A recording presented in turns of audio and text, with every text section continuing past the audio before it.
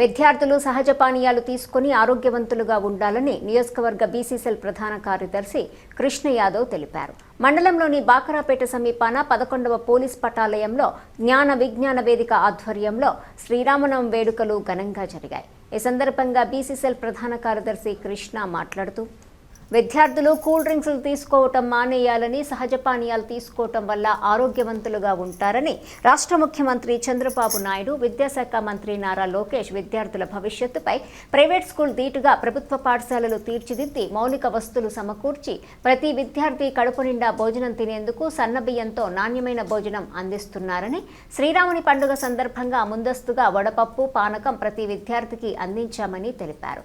జిల్లా జన విజ్ఞాన వేదిక అధ్యక్షులు షబీర్ భాషా మాట్లాడుతూ సహజ పానీయాల్లో శక్తి ఉంటుందని, కూల్ డ్రింక్ తీసుకోవటం విద్యార్థులు మానుకోవాలని తెలిపారు. ఈ కార్యక్రమంలో హెడ్ మాస్టర్ పోతులూరయ్య, ఉపాధ్యాయులు, విద్యార్థులు పాల్గొన్నారు. మన బెటాలియన్లో మా టీచర్లు, ఉపాధ్యాయులు అందరూ కలిపి, హెడ్ మాస్టర్స్, టీచర్లు అందరూ కలిపి జన విజ్ఞాన వేదిక ఆధ్వర్యంలో ఈరోజు పానకము, వడపప్పు పంచుతున్నారు.